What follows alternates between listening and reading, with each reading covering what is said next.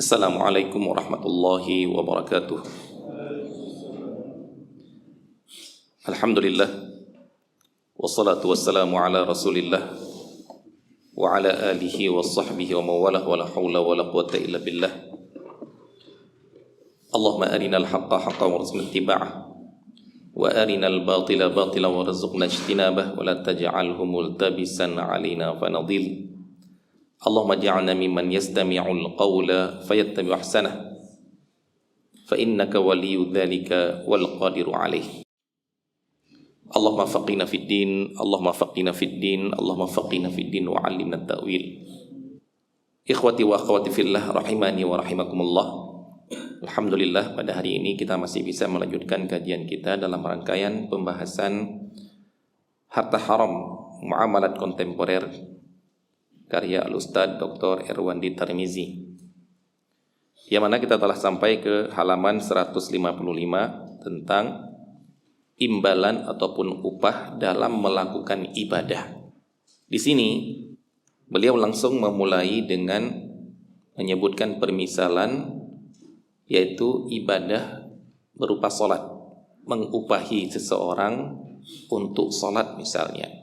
Sebelumnya sebenarnya lebih baik kita memisahkan ataupun mengklasifikasikan dulu secara umum peribadatan yang ada. Ada di antaranya adalah ibadah murni, ibadah badan, yang mana ibadah ini hanya sah bisa bila dilakukan oleh badan orang tertentu, karena dia ikatannya dengan badan, tidak ada ikatannya sedikit pun dengan harta. Apa contohnya?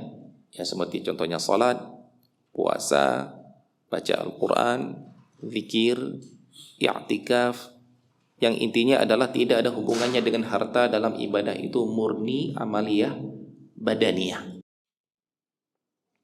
Yang kedua, ibadah berupa murni harta. Bila tidak ada harta, tidak sah. Bila tidak ada harta, tidak berlaku ibadahnya, walaupun badannya masih sehat walafiat. Ini contohnya adalah zakat. Kalau tidak ada harta, tidak terpenuhi syarat untuk zakat, maka tidak wajib zakat. Kafarat misalnya, kafarat membebaskan budak ataupun memberi makan 10 fakir miskin, ataupun memberi pakaian 10 fakir miskin, harta. Kalau tidak punya harta di sini, maka tidak berlaku kafarat itu, berpindah ke kafarat berpuasa. Berpuasa adalah amalan badaniyah. Yang ketiga, ibadah yang bercampur antara keduanya. Di situ harus badan yang melakukan, tapi di situ juga disyaratkan harta.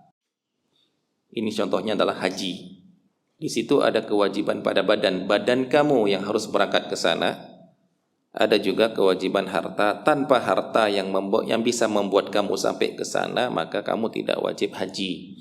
Nah, dalam tiga model ibadah ini, sebelum kita beranjak kepada bolehkah mengambil upah atau tidak, ingat ya, pembahasan kita judul di atas adalah upah, karena sesuai dengan judulnya buku ini, kitab ini adalah harta haram.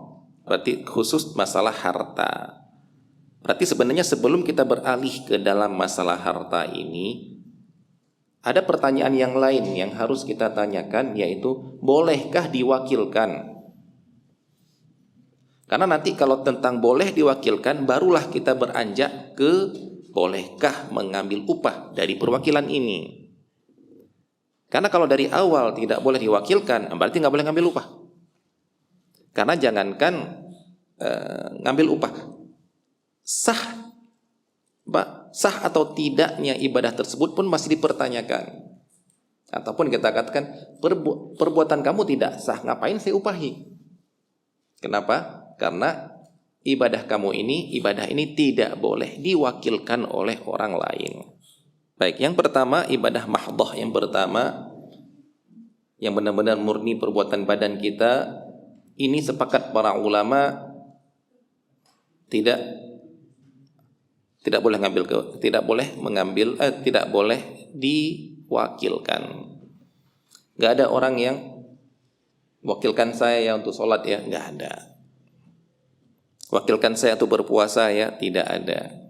Wakilkan saya untuk baca Al-Quran, wakilkan saya untuk i'tikaf, tidak ada. Ini murni perbuatan kamu berhubungan dengan Allah Subhanahu wa taala, ibadah mahdhah. Yang kedua, ibadah harta. Nah, di sini sepakat para ulama bolehnya mewakilkan orang lain dalam menyalurkannya. Uang kamu, tapi untuk menyalurkannya biar saya yang salurkan. Seperti zakat, adanya amil untuk menyalurkan zakat, dan amil boleh untuk mengambil bagian dari zakat sebagai upahnya. Baru boleh, baru kita beranjak ke di upah, apa boleh ngambil upah atau tidak. Yang ketiga adalah bercampur antara keduanya.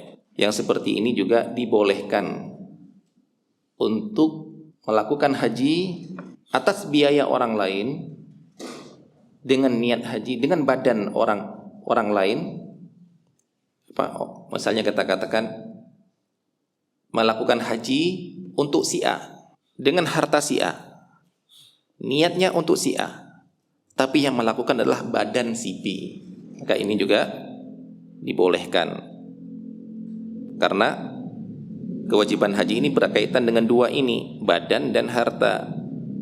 Kalau badan kamu sudah tidak sanggup lagi, di zaman Rasulullah misalnya tidak sanggup, yang dinamakan dengan ma'dub, tidak sanggup duduk di atas onta, duduk di atas kuda, sudah tua renta, tapi dia punya harta yang sanggup membawa dia ke Mekah, maka dia dihajikan oleh orang lain.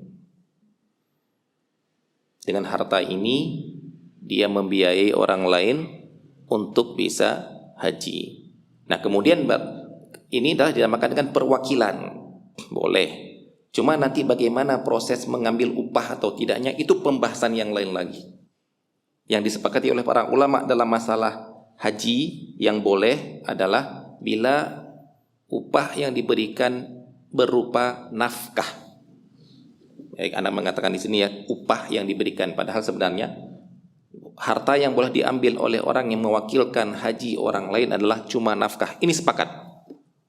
Selain itu khilaf.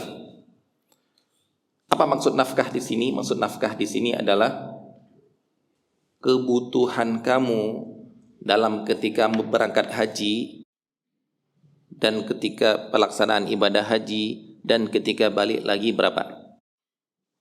Semua itu saya yang biayai. Tolong hajikan untuk saya. Perkirakan hitung-hitungan semuanya ada 24 juta Pak, misalnya. Kemudian dikasih 24 juta. Ternyata ketika di Saudi banyak orang yang bagi-bagi makanan, bagi-bagi makan siang, makan malam. Sehingga dia tidak perlu beli makan siang, tidak perlu beli makan malam. Ataupun di Saudi sana ada orang yang mau mengantarkan secara gratis, naik busnya, naik mobilnya, sehingga ada uang yang tersimpan untuk tidak dikeluarkan dalam urusan tersebut. Maka untuk yang ini dikembalikan. Kenapa? Karena akad kita adalah nafkah, kebutuhan kamu. Begitu juga ternyata misalnya di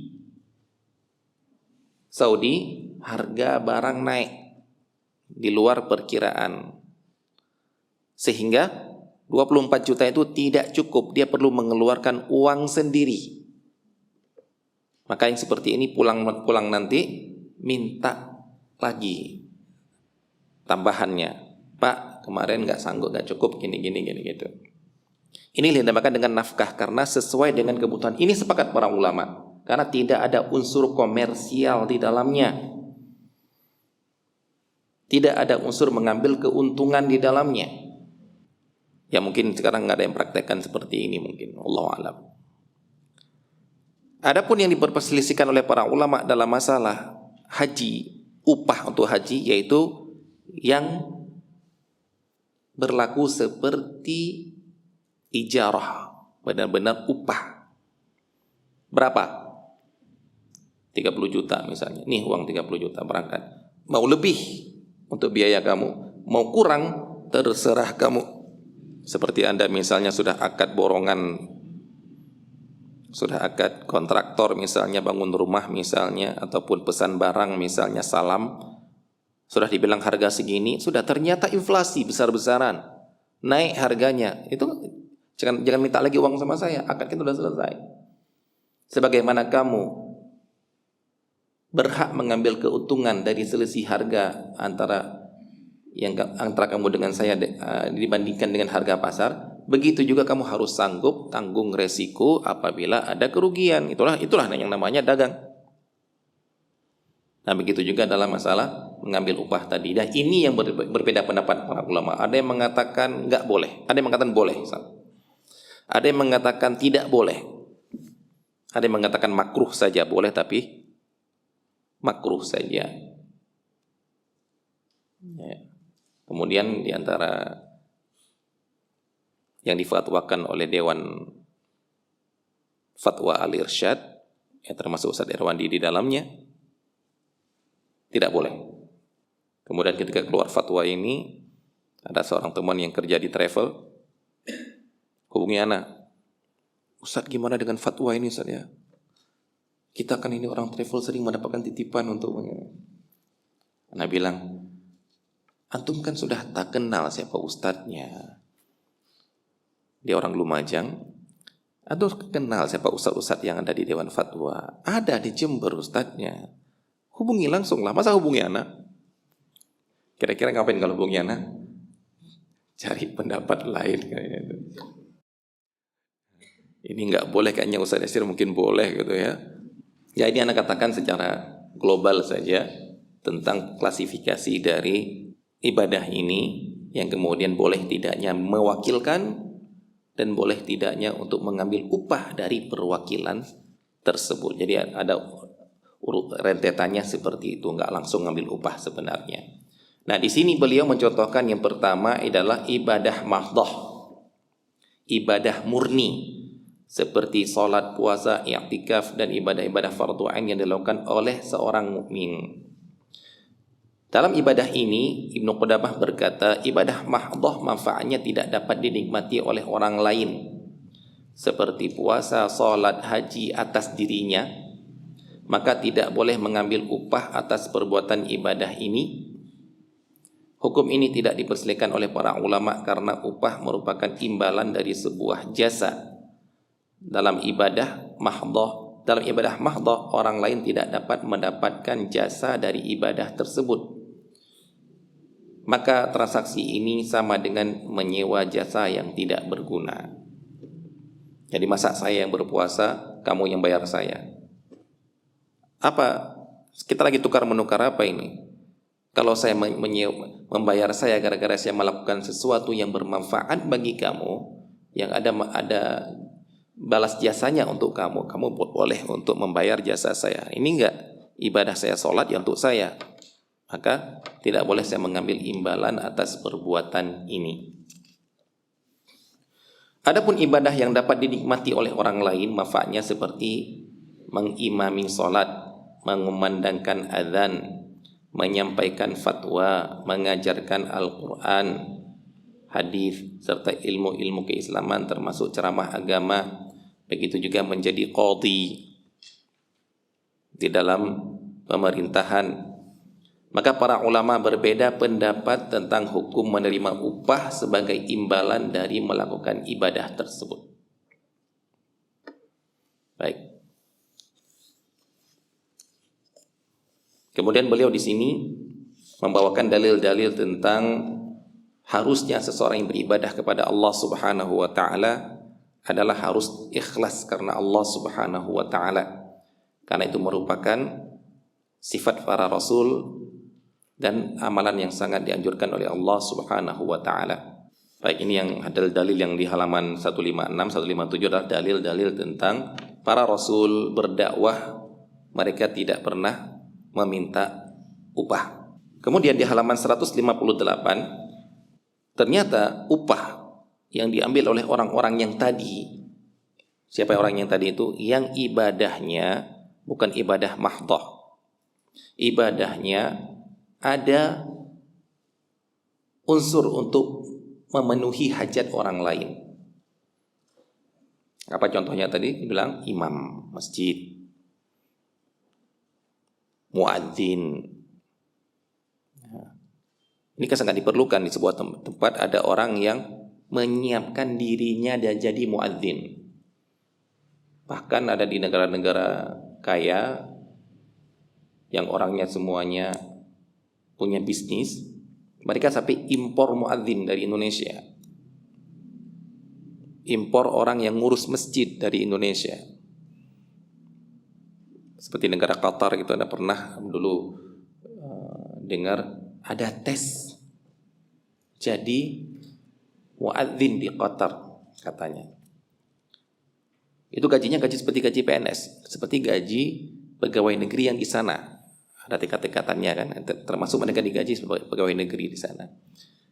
Anak awalnya nggak paham apa yang maksudkan itu. Ternyata ketemu salah satu yang bekerja di sana, ketika dia sempat haji, masih ketemu di sana, sempat haji dan benar-benar dibiayai hajinya oleh Qatar itu, dia bilang, ya sebenarnya kami jadi takmir. Jadi kami ini sebenarnya takmir masjid. Saking kayanya negara itu nggak ada orang mau jadi takmir masjid, kan? Harus impor takmir masjidnya. Maksudnya apa? Yang ngurus masjid, yang buka masjid, yang adzan. Nah, tapi ketika ditesnya itu perlu dites Al-Quran. Kenapa? Karena terkadang menjadi imam pengganti. Nah, ini berarti kan mereka sangat membutuhkan. Daripada orang setiap ke masjid ketolah-toleh. Ada gitu ya. Ataupun setiap ke masjid kok belum adzan. Kita biasanya nggak sempat melihat jam karena kita di luar, kita pengen mendengar azan baru siap-siap berangkat. Berarti inilah kebutuhan umum. Ya.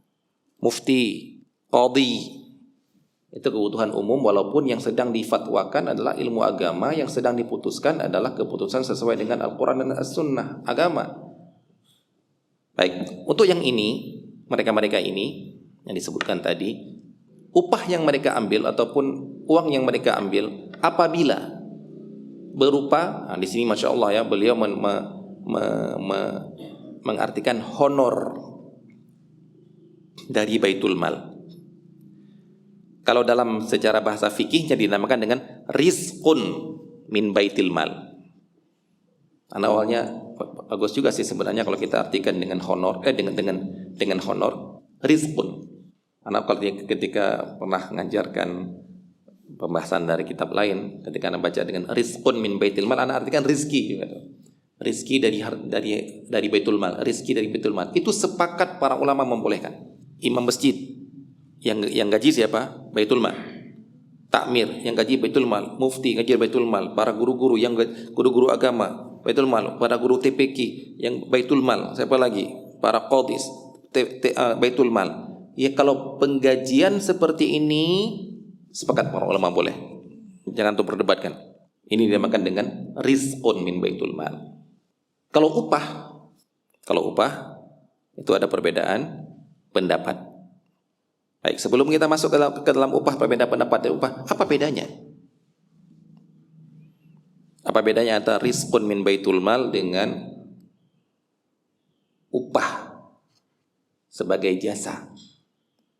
Disebutkan di antara perbedaannya adalah yang namanya rizqun dari Baitul Mal itu akadnya adalah bukan akad upah mengupah. Maksudnya apa? Kamu digaji segini, bisa jadi di suatu saat, karena Baitul Mal ya, bisa jadi di suatu saat Baitul Mal lagi sedikit pemasukannya, sedikit upah kamu. Bisa jadi suatu saat banyak, ditambah lagi upah kamu. Bisa jadi suatu saat nggak kosong baitul mal, berarti nggak dapat upah. Dan kamu nggak boleh nuntut. Kenapa? Karena kamu itu dengan kita bukan akad upah. Akadnya adalah dapat rizqun dari baitul mal, honor dari baitul mal. Ini beliau mencontohkan dengan beliau mengartikan dengan honor. Ini bedanya. Kalau upah apa gimana? Kalau upah seperti Anda melakukan kontrak kerja dengan seseorang, begitu yang Anda kontrak sekian, Anda kasih lebih kecil, dia berhak nuntut. Nuntut saya, kenapa? Kemarin kita kontraknya segini, kenapa saya dikasih segini? Itulah namanya upah. Namanya upah itu kontraknya adalah benar-benar muawadah, benar-benar transaksional, yang mana akad transaksional ini adalah harus ada kejelasan. Sekian upahnya. Kalau nggak ada kejelasan jadi apa? Gharar. Akan terjadi perdebatan di kemudian hari.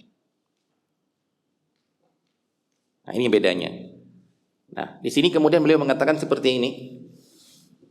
Begitu juga honor yang diberikan oleh lembaga-lembaga sosial, pihak dermawan, ataupun pribadi dalam jumlah yang tidak ditetapkan dan tidak disyaratkan oleh para pendakwah, maka hukumnya disamakan dengan honor yang terima dari baitul mal. Jadi bedakan, sebelum antum memperdebatkan ustadz ambil amplop misalnya, sebelum antum perdebatkan itu, antum lihat dulu, harus paham dulu apa beda rizqun dengan ujrotun, apa beda honor dengan upah. Kalau kita artikan ya, afwan lagi bilang kalau kita artikan, kalau dalam fikihnya rizqun. Nah, para ulama juga mengatakan dulu ketika ada baitul mal, sekarang kalau nggak ada baitul mal, maksudnya gimana nggak ada baitul mal? Kita punya baitul mal nggak, Pak? Di Indonesia, nah tanya dulu. Baitul mal wa tamwil banyak kan, PMT. Coba itu kan bank itu. Maksudnya apa? Nah, tanya seperti ini, karena di antara pemasukan baitul mal adalah harta yang tidak ada pemiliknya. Yaitu harta yang tidak tahu diwariskan kemana. Contohnya apa? Orang meninggal dunia, seseorang waktu kecil ditemukan selamat dari tsunami, kemudian dirawat oleh seseorang ataupun dimasukkan ke panti asuhan. Dia panti asuhan dirawat, SD, SMP, SMA, kemudian dia SMK misalnya, dia berbisnis, punya uang banyak, puluhan miliar, belum menikah, meninggal dunia. Insya Allah orang seperti ini banyak yang ngaku saudara. Akan datang orang-orang dari Aceh, saya saudaranya kan tsunami misalnya gitu ya. Saya saudaranya Pak, itu orang kaya itu, yang punya 4 pulau di Aceh misalnya gitu misalnya. Dia kaya, gak punya istri, gak punya anak. Kerabat, pasti ada kerabat, pasti. Cuma bisa jadi kerabatnya sudah mati semua di tsunami, bisa jadi masih hidup, cuma gak tahu rimbanya kemana. Nah, harta yang seperti ini untuk siapa? Baitul mal. Para ulama mengatakan gini, baitul mal, selesai sudah. Begitu juga orang yang murtad. Orang murtad, dalam murtadnya dia kemudian mati, punya harta, nggak diwariskan kepada kerabat-kerabatnya yang muslim, enggak. Dia murtad kok, pindah agama. Terus kemana hartanya Ustaz? Baitul mal. Masalahnya baitul malnya di mana Ustaz? Jangan tanya sama anak juga nggak tahu. Ya, jangan tanya sama anak ya, anak juga nggak tahu cara mempraktekkan baitul mal di zaman ini. Wallahu taala alam. Karena yang namanya baitul mal itu yang benar-benar masalahnya untuk kaum muslimin. Anak tanya sama antum berani nggak? Kalau antum bilang ada Ustaz baitul mal, APBN, APBD. Baik, antum berani emangnya? Ada anak yang panti asuhan ini yang punya harta 5 miliar ini, kemudian ketika dia meninggal antum kasihkan ke pejabat serah terima di depan, ke pejabat, bahwasanya inilah harta yang akan dimasukkan ke APBN. Yakin antum? Nggak yakin kan? Kalau saya takut jawabnya enggak, bilang enggak yakin, udah itu aja. Kita bukan nuduh mereka berbohong, cuma kita nggak yakin akan sampai ke kas negara. Wallahu alam. Jadi kalau tanya Baitul Mal, anda nggak tahu sekarang. Cuma kita yakin ada lembaga-lembaga khairiyah, lembaga-lembaga yang kita percaya mereka itu hubungannya dengan sosial. Mereka yang mengeluarkan dana untuk guru-guru TPQ, mereka yang mengeluarkan dana untuk pembangunan tempat-tempat fasilitas umum di pelosok-pelosok. Gara-gara apa? Mereka dipercaya oleh para orang-orang kaya, para muhsinin, para orang-orang yang mau menyumbang. Lembaga ini terpercaya untuk menyalurkan kepada kaum muslimin. Ya Allah Ta'ala alam, mungkin yang seperti ini bisa kita katakan dia seperti Baitul Mal, karena perannya seperti itu. Makanya beliau mengatakan di sini, begitu juga honor yang diberikan oleh lembaga-lembaga sosial. Kalau dikatakan di luar negeri yang sering dapat dana ke Indonesia, Al-Lajnah Al-Khairiyah, lembaga sosial baru. Namanya apa? Di bawah yayasan apa? Kenapa? Karena mereka yang di sana seperti negara Kuwait misalnya, negara Qatar misalnya, mereka bingung menyalurkan ke negeri mereka. Masjid, jangankan bangun, satu orang bangun masjid, terus mereka bangun masjid ada regulasinya, nggak boleh sembarangan. Maksudnya nggak boleh berdekatan. Imamnya sudah disiapkan oleh negara, nggak boleh sembarangan jadi imam. Akhirnya mereka cari sasaran daerah-negara mana yang masih membutuhkan masjid. Salah satunya Indonesia. Jadi satu orang bangun satu masjid, satu orang satu masjid. Cuma lewat mana mereka nyalurkannya? Mereka nggak tahu. Lewat yayasan ini. Yayasan ini baru mencarinya ke Indonesia. Nah yang seperti ini, wallahu ta'ala alam, kita sangat menginginkan ada di Indonesia. Jangan sedikit-sedikit kita kalau ada apa-apa keluar negeri. Dikit-dikit kita butuh ini, ajukan ke yayasan ke luar negeri, ajukan ke luar negeri. Padahal Allah Ta'ala alam, mungkin masyarakat muslim, orang kaya di Indonesia sanggup sebenarnya kalau mereka ada lembaga yang mengumpulkannya. Dan sudah ada beberapa yayasan-yayasan yang sosial.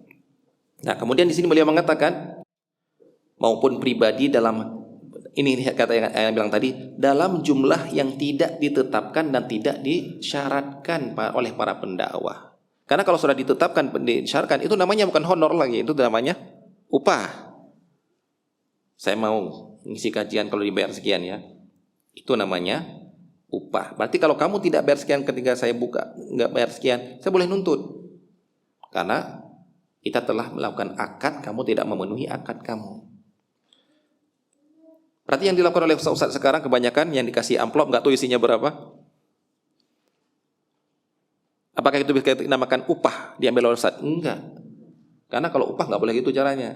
Anda nggak boleh nyewa tukang misalnya, kemudian kerjakan di situ. Kemudian ketika mau pulang, terima kasih Pak ya. Tukangnya bingung ini kok uangnya di dalam berapa? Nggak boleh gitu.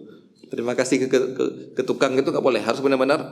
Ini Pak, kita berapa? 150.000 per hari kan? Ini Pak 150.000 Pak. Nggak boleh. Makasih Pak ya. Dia bingung. Waktu buka ternyata isinya cuma 60.000. Ini boleh nuntut? Bu nggak segini. Tapi kalau Ustadz dikasih amplop misalnya dibuka, kok kurang? Nggak boleh bilang kurang Ustadz.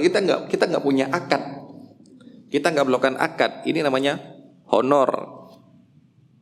Nah, jadi kalau dengan tukang tadi kita cuma Pak kerjakan Pak nanti saya kasih ya berapalah. Itu nggak sah akadnya. Kenapa?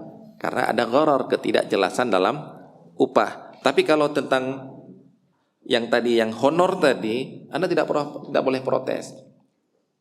Makanya saya kalau ditanya tentang Ustadz ngisi kajian dikasih ini dikasih itu, tanya dulu yang ngasih siapa? Disyaratkan atau tidak? Tidak, berarti itu namanya honor. Yang ngasih takmir masjid, bukan yang hadir. Misalnya bukan yang hadir, kamu kalau belajar sama saya bayar sekian. Itu nanti pembahasannya. Itu ada khilaf para ulama. Tapi kalau yang ini adalah benar-benar honor yang ngasih donatur, yang ngasih Benar-benar orang yang ngundang beliau di rumahnya, tapi yang hadir adalah orang-orang sekitarnya, teman-temannya.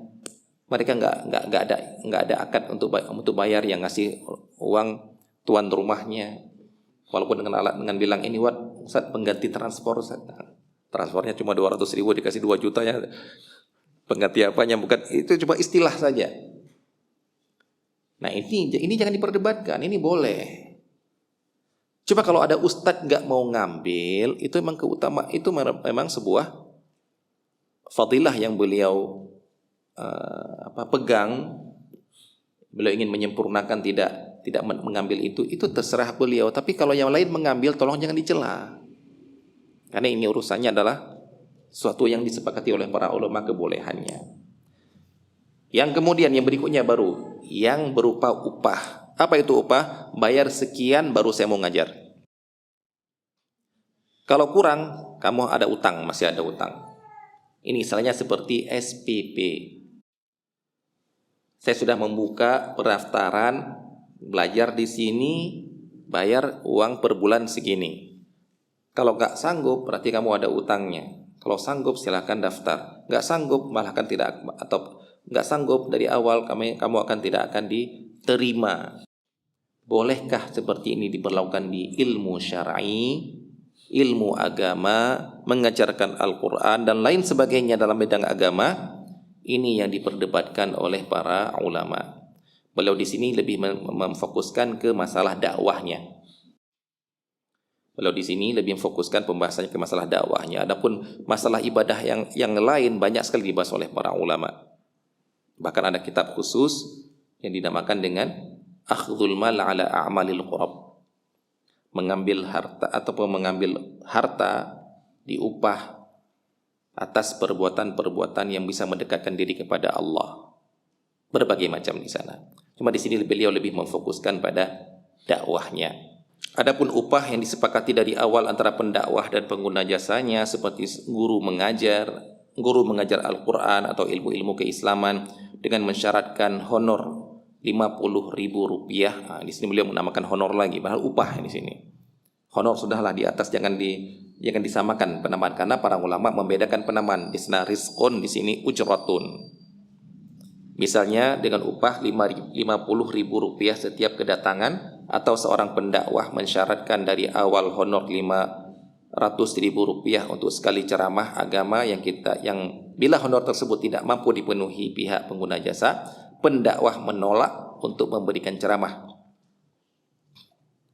Ini yang kita namakan dengan ustadz pasang tarif. Boleh atau tidak?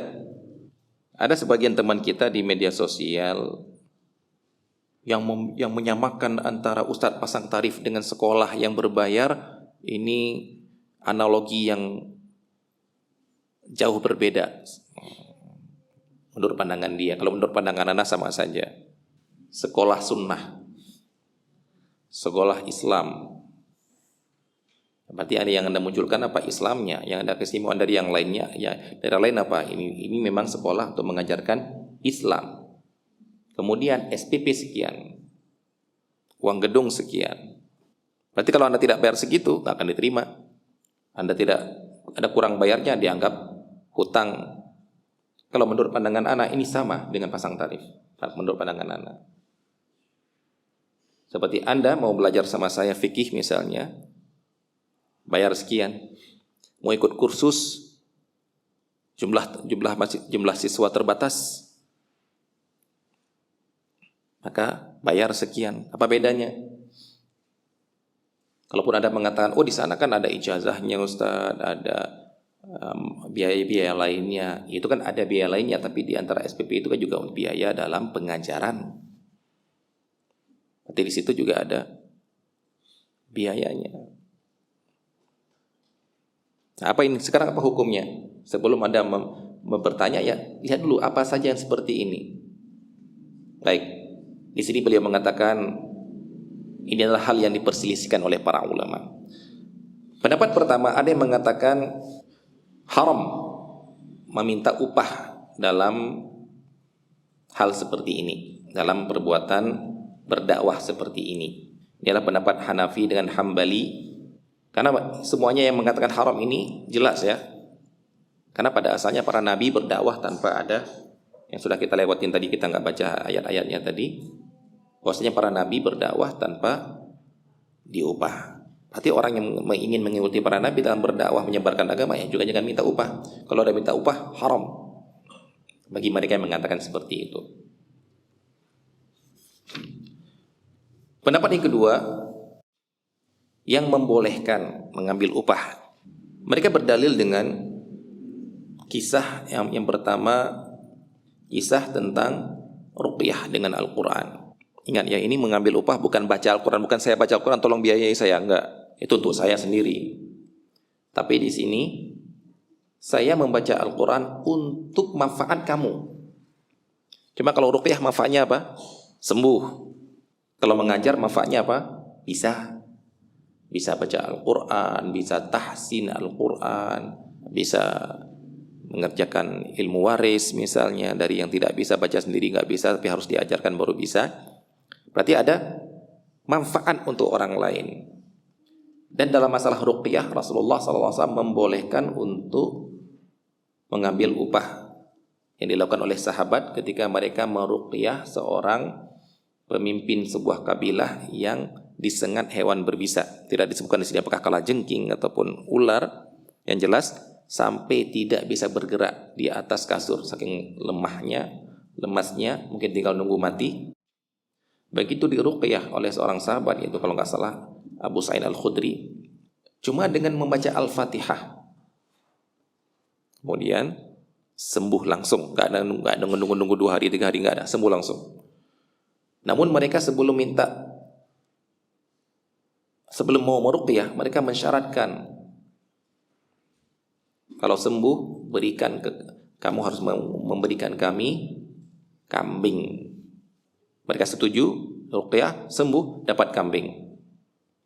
Maka ketika ditanya kepada Rasulullah sallallahu alaihi wasallam, Rasulullah SAW membolehkannya untuk memakan kambing tersebut sambil mengatakan, inna ahaqqa ma akhadtum alaihi ajran kitabullah.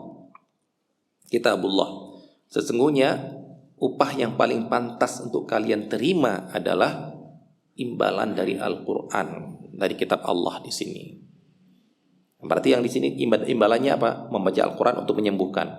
Berarti dipakaikan juga membaca Al-Quran untuk membuat orang pintar, membuat orang bisa membaca Al-Quran dan lain sebagainya.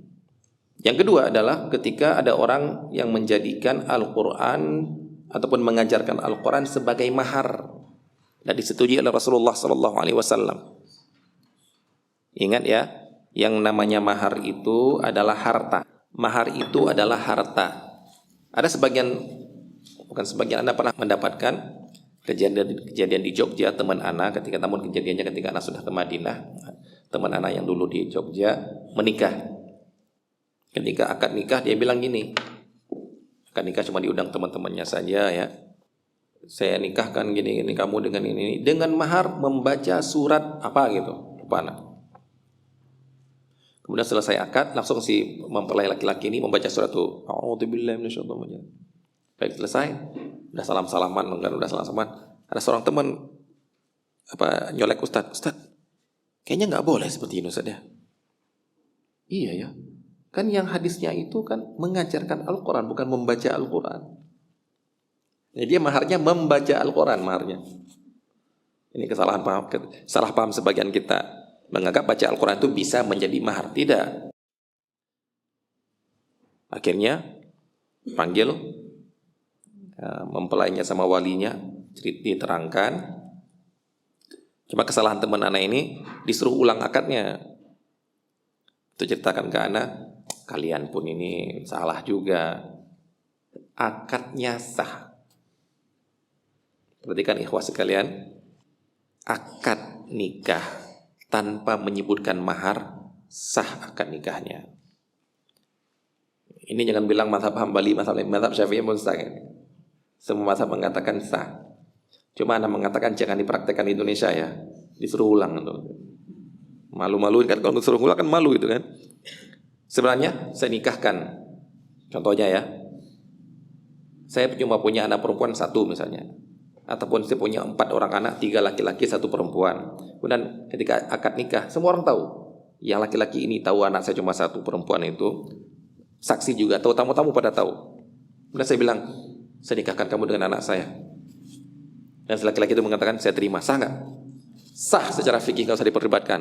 Tapi jangan dipraktekkan di depan KUA ya. Disuruh ulang.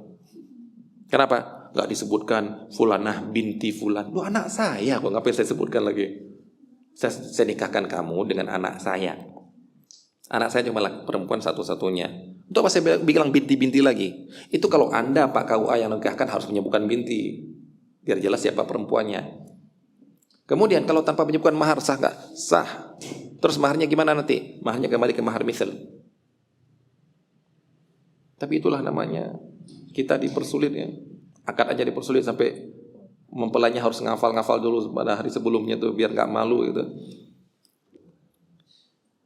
Jadi sebenarnya mereka yang tadi kasus tadi itu cukup, mas nggak boleh gini mas harus kasih sesuatu. Ternyata orang ini nggak punya uang sama sekali. Dia langsung datang ke teman pinjam 50.000 untuk dijadikan mahar. Masya Allah. Intinya di sini apa? Jangan dijadikan baca Al-Quran itu mahar. Karena dalam kasus yang terjadi di zaman Rasulullah SAW, yang jadi mahar itu adalah kamu mengajarkan dia nanti Al-Quran. Dan mengajarkan Al-Quran itu berarti upah. Berarti maharnya apanya? Harta.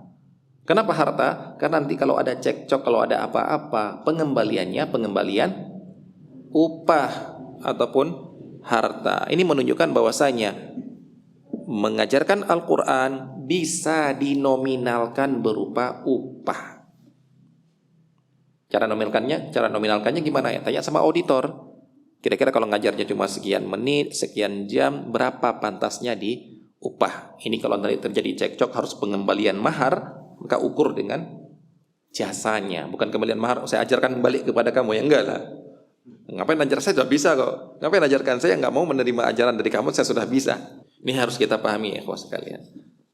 Bahwasanya mahar itu harta, upah yang harus diberikan seorang suami kepada istrinya. Nah, dari kedua pendapat ini penulis lebih mengambil pendapat di tengah-tengah. Itu beliau mengatakan sebagian para ulama mencari jalan tengah, yaitu tidak dibenarkan mengambil upah berdakwah kecuali untuk menutupi biaya kebutuhan pokok pendakwah dan keluarga yang menjadi tanggungannya. Maksudnya apa? Karena kalau kita tidak memenuhi yang ini, baitul mal juga nggak ada, maka siap-siap nggak akan ada yang berdakwah. Kenapa? Lah saya punya kebutuhan fardu ain. Saya punya kewajiban fardu ain untuk menafkahi anak saya. Maksudnya apa? Kamu nggak wajib menafkahi anak saya. Kamu nggak wajib menafkahi istri saya. Saya yang wajib menafkahi anak dan istri saya. Adapun berdakwah itu fardu kifayah. Anda kalau tidak bisa belajar di sini, silakan safar belajar ke tempat yang lain. Yang wajib mengajar itu adalah bukan hanya saya, tapi banyak orang-orang yang wajib mengajar. Misalnya ada orang yang bukan ustadz namun dia bisa baca Al-Quran, wajib juga mengajar, karena itu fardu kifayah. Harus ada orang yang bisa mengajarkan agama di sebuah tempat. Nah, kalau saya harus memenuhi kebutuhan pokok saya, maka akan terbengkalai yang ini. Maka saya boleh untuk tetap mengajarkan ini, tapi tolong penuhi. Saya minta untuk upah untuk memenuhi kebutuhan pokok saya sehingga saya tidak perlu bekerja lagi untuk memenuhi yang ini. Ya paling mungkin beliau nanti bekerja menjadi kerja sambilan, kerja sampingan untuk nambah biar bisa umroh misalnya, biar bisa haji misalnya. Nah itu lain lagi. Itu yang anak apa istilahnya itu kurang cocok dengan seorang pernah anak ketemu itu. Anak tanya sama pengusaha dia, Mas, saya bilang, apa yang cocok ya? Saya kan ini ustadz, saya ini kan ngajar.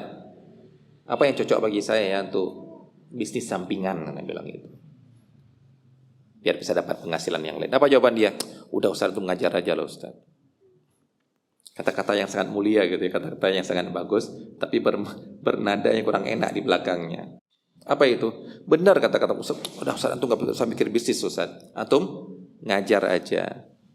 Tapi dalam hitungan-hitungan ana, kalau ana cuma ngajar toh, ana nggak bisa umroh. Ana. Keluarga ana nggak bisa umroh ini. Anak-anak nggak bisa sekolah tingkat tinggi, paling ya sekolah SD yang biasa-biasa. Kalau tingkat tinggi yang biaya besar itu nggak bisa, karena hitung-hitungan dari anak. Anak maunya bisa ada penghasilan tambahan biar bisa umroh sekeluarga misalnya. Tapi dia dengan gampangnya mengatakan, udah Ustaz, antum nggak usah mikir, antum ngajar aja lah. Dia enak bisa umroh tiap bulan dia, karena dia bisnisnya benar-benar bisnis komersial. Ya jangan gitulah. Ustaz juga butuh Ustaz juga butuh umroh sama keluarga gitu. Cuma antum ngajar aja Ustaz, yang antum kasihkan juga nggak cukup kan? Karena antum memenuhi kebutuhan pokok ini saja. Yang antum ngasih ketika diundang kajian kan juga nggak cukup. Maka apa sih, coba usulkan apa sih, misalnya ada Ustaz, antum punya uang, tanam saham di sini, ada peternakan kambing. Tanam saham di sini, ada orang yang beternak lele, beternak belut. Nah itu, biar nanti Ustaz ini bangga, tidak hanya setiap umroh nunggu donatur gitu kan.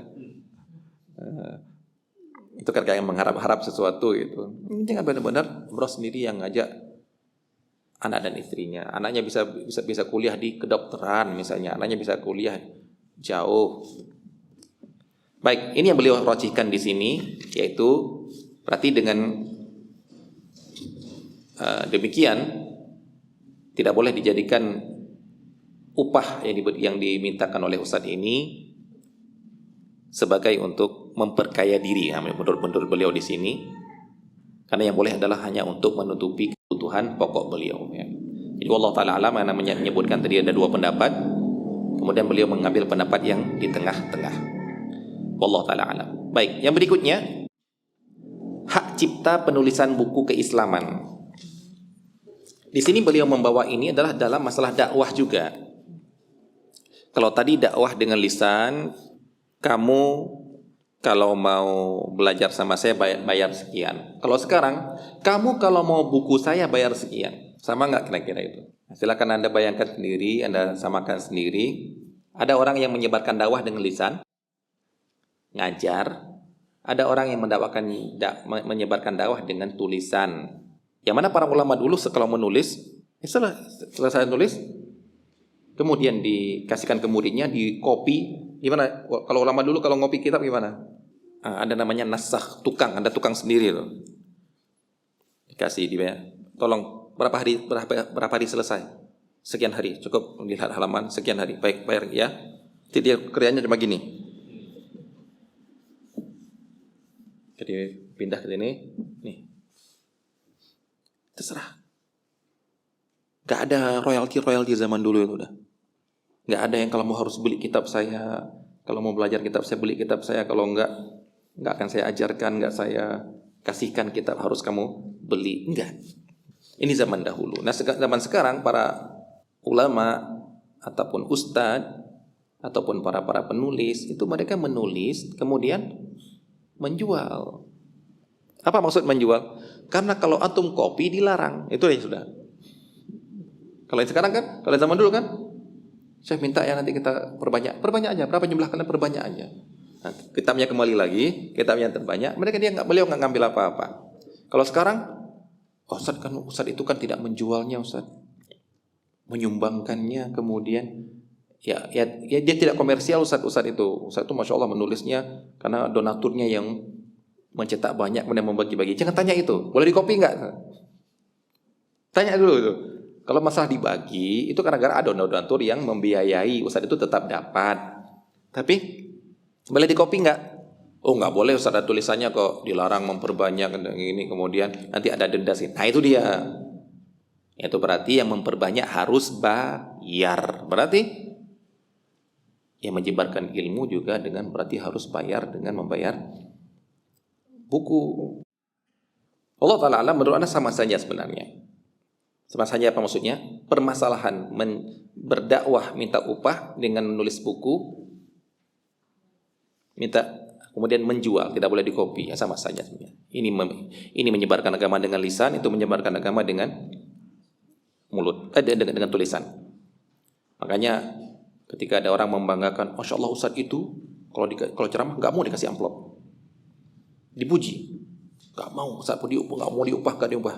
Kemudian ada yang tanya, terus Ustadz itu penghasilannya dari mana? Oh, beliau nulis buku. Oh, selesai. Terus bukunya dijual, berarti menjual ilmu dong. Maka kagetlah orang yang memuji ini. Anda dengar cerita seperti itu. Baik, sekarang mari kita lihat apa hukumnya mengambil royalti hak cipta yang memperbanyak. Berarti tidak boleh diperbanyak kecuali dengan membayar dan lain sebagainya. Pendapat pertama mengatakan tidak boleh. Kenapa? Kembali ke tadi, karena itu ibadah, menyebarkan ilmu. Berarti kalau orang yang boleh memiliki buku itu kalau harus bayar dulu, berarti itu seperti menyembunyikan ilmu, menurut pendapat ini. Pendapat yang kedua, boleh. Dan ini ikhwah sekalian, ini termasuk sebenarnya perbahasan kontemporer. Kalau yang tadi mengajarkan dengan lisan, cuma dengan lisan itu dari dulu sudah ada. Kenapa kontemporer sekarang ini? Karena zaman sekarang sudah ada yang namanya royalti. Zaman dulu nggak ada. Zaman dulu siapapun menulis kitab, kemudian disebarkan, nggak ada ulama yang minta royalti, nggak ada. Siapapun yang berbuat bisnis, yang melakukan bisnis punya nama toko, nama merek, nggak ada orang yang. Sekarang nama itu jadi sebuah harta sekarang. Merek itu jadi sebuah harta. Karya, nah ingat ya, namanya karya itu bukan kertasnya ya. Seperti anak punya karya buku gini. Itu bukan bukunya, bukan karyanya. Jadi kalau kamu memperbanyak, ngambil file, memperbanyak, menulis, kamu harus bayar ke saya. Karena saya bukan lagi jual buku kan? Jual karya. Dan itu sudah diakui. Jadi para ulama kontemporer membahas masalah ini. Baik, penulis buku tentang ajaran Islam boleh mengambil upah atas hak cipta penulisannya. Ini pendapat yang kedua. Pendapat ini merupakan keputusan berbagai lembaga fikih internasional. Dan ini juga yang dinamakan oleh para ulama termasuk dalam maslahah mursalah ataupun dalam masalah maslahat. Kenapa? Ini kalau kita tutup ini ataupun kalau kita buka ini maksudnya, siapapun boleh mengkopi kitab orang lain, nggak ada hak cipta, nggak boleh mengambil upah, menjual buku, nggak boleh mengambil royalti, maka insya Allah nggak akan ada yang mau nulis kecuali sedikit sekali. Kenapa? Saya yang nulis, yang ngambil keuntungan percetakan. Karena percetakan merasa tidak wajib bayar royalti kepada penulisnya. Mereka mengatakan mengambil keuntungan dari mencetak buku. Kapan mereka mengatakan ini kan per lembar ini cuma 5 rupiah, tapi gara-gara sudah tercatat saya ngambil keuntungan jadi 10 rupiah. Saya sebagai penjual juga ngambil keuntungan. Terus yang royalti yang penulis itu nggak boleh, karena hak cipta nggak boleh ngambil keuntungan. Hak cipta dalam ilmu agama nggak boleh ngambil keuntungan. Kalau seperti ini kalau ini kita buka, maka atau bebaskan seperti ini, insya Allah nggak akan ada yang nulis. Nah, ini juga termasuk yang dinamakan dengan maslahah yang harus dijaga. Beliau kemudian membawakan uraian dari fatwa yang membolehkan ini, yang mana pada ujungnya beliau mengatakan dari uraian di atas sangat jelas bahwa pendapat yang paling kuat adalah hak cipta penulisan buku dan karya ilmiah di bidang keislaman adalah milik penulis. Ia berhak menjual dengan harga yang disepakati dengan pembeli, penerbit.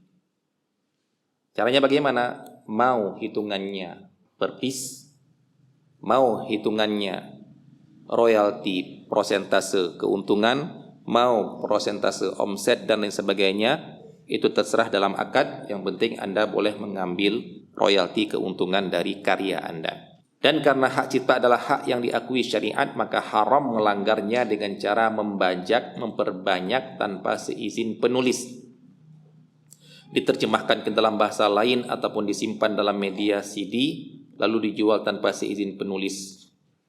Jika tetap dilakukan, sesungguhnya pembajaknya telah mencuri hak orang lain yang akan dipertanggungjawabkan dunia dan di akhirat. Di sini karena pribadi setiap ada orang bertanya, Ustadz boleh nggak ana copy buku ini? Ana mencetak PDF dari buku ini. Maka jawaban ana adalah tanyakan sama penerbit. Ana nggak mau jawab. Kenapa? Karena ini kalau kita balikkan pada asalnya nggak boleh. Namun kalau si penerbit membolehkan, memang ada sebagian ini sekarang media-media sosial, media-media di internet ketika menyebarkan kitab-kitab para ulama ataupun tulisan-tulisan bahasa Arab itu, misalnya ketika Anda mencari ada judulnya, Masya Allah, Anda cari ada PDF-nya enggak? Tulisannya apa? Maaf, PDF tidak tersedia karena belum diizinkan oleh penerbit. Jadi kalau yang PDF-nya ada tersedia, dia mengatakan PDF sudah tersedia karena diizinkan oleh penerbit. Walaupun nanti kalau kita cetak ada watermark-nya gitu. Agar tidak ada penipuan-penipuan itu, ada watermark yang jelas diizinkan. Karena apa? Karena akan merugikan penerbit. Sudah banyak-banyak cetak, ternyata orang lebih mencari PDF-nya saja. Anak seperti anak di dosen anak di IAIN di Jember, bapak itu kalau ada dia punya karya, dia banyak nulis tulisan itu yang berhubungan dengan mata pelajaran yang dia ajar, misalnya tentang hukum Islam kontemporer. Dia punya bukunya, dan tipis bukunya. Dia bilang, ada teman saya lagi baca buku tebal. Berapa kamu beli buku itu? 110.000, 150.000 Pak. Nah, bukunya tebal ya. Itu mungkin laku 1 tahun cuma 2 gitu. Nah, buku saya ini tipis, harganya mungkin cuma 40.000. Tapi ini setiap semester laku ratusan yang laku. Kenapa? Karena dijadikan sama pelajarannya dia. Jadi ditawarin mahasiswanya, mau apa? Mau bikin makalah seputar dengan judul-judul dalam kitab ini, buku ini. Ya gitu lah, ya mereka bikin gitu. Nah, kadang beliau melirik anak, Pak Yasir kan punya mahasiswa di STDI itu. Tulis buku lah, tulis buku. Bisa dimanfaatkan untuk mereka juga sambil mengajar pakai buku itu, jadi bahan ajar lah gitu. Anak bilang apa? Ah enggak Pak, beda Pak. Kenapa? Murid-murid saya kalau saya tulis buku yang ditanya PDF-nya ada enggak Ustaz? Ketawa, dosen anak ketawa gitu. Jadi bukan malah bikin anak untung, malah ya enggak punya apa-apa juga akhirnya kan. Mahasiswanya kere-kere seperti itu kan. Akhirnya membuat usahanya pun kere akhirnya. Nah, jadi kalau anak tanya, boleh enggak Ustaz? Anak bilang ya tanyakan. Kalau memang dibolehkan, silahkan. Maksudnya ada yang membolehkan, boleh untuk pribadi, tidak boleh dikomersilkan. Maksudnya nggak boleh antum cetak kemudian antum jual, ngambil keuntungan dari situ. Tapi kalau antum mau belajar cetak untuk pribadi boleh. Itu ada sebagian seperti itu. Ada sebagian yang tidak boleh sama sekali. Ya makanya wallahu alam ya, anak melihat banyaknya tersebar buku agama dalam bahasa Arab ya. Karena model seperti ini, mereka mengizinkan untuk di PDF-kan. Anak pernah misalnya ketika dia lagi S2 itu mau nulis makalah setiap tugas itu pelajaran. Misalnya Anda lihat di sebuah buku bagus referensinya, kan harusnya kalau kita menulis sesuatu kan harus merujuk ke referensi aslinya ya kan, bukan referensinya gini dalam bahasa Indonesia. Ada buku bahasa Indonesianya kan? Anda cari di internet, gak ada PDF-nya Pak. Aduh ini gimana, anak ke maktabah tuh cari gini kan, gak ada PDF-nya. Tapi kalau begitu misalnya kita baca bahasa Arab, ada buku aslinya bisa halaman berapa, bisa dari kitab aslinya. Maksudnya kita cuma ingin membenarkan benar nggak penumpilan itu. Dalam hati anak, Masya Allah ya, dengan seperti ini tersebarnya ilmu agama ya gara-gara seperti ini mereka membolehkan. Akhirnya ustadz-ustadz yang melihat buku ini bagus, anak harus mengajarkan, diajarkanlah. Walaupun yang belajar nggak bisa bahasa Arab, Tapi kan ustadz itu membaca kemudian menyebarkannya. Terjemahnya juga nggak ada misalnya. Baik. Ini dapat kita ambil pelajaran pada hari ini. InsyaAllah pada pertemuan yang akan datang kita akan membahas masalah franchise ya. Tentang franchise yang wallah alam menurut ana di sini. Nah, antum tahu kan Ustaz Irwandi itu kitab beliau ini kan sudah cetakan yang keberapa ini? 24 ya. Atau 25, ana 24. Nah, jangan-jangan berarti kalau antum ada tambahan harus kasih tahu kita ini. Karena beliau ini setiap ada masalah baru beliau memasukkan sini, enggak bikin buku khusus. Ini tambahan ya, tetap buku ini tapi ditambahkan. Nah, menurut ana memasukkan franchise di sini kurang tepat menurut ana itu. Antum situ antum juga franchise setelahnya ini. Nah, karena apa? Karena lihat ya. Lihat ya ketika kita bahas masalah judul atasnya kan upah atau imbalan melakukan ibadah. 2225. Nah, yang di bawahnya apa dia? Yang di bawahnya 22251 22252 ya kan? Baik. Kemudian franchise enggak ada kode depannya. Franchise saja gitu. Dalam artian ini kayaknya penerbitnya, pencetaknya bingung mau naruh di mana permasalahan ini gitu kan.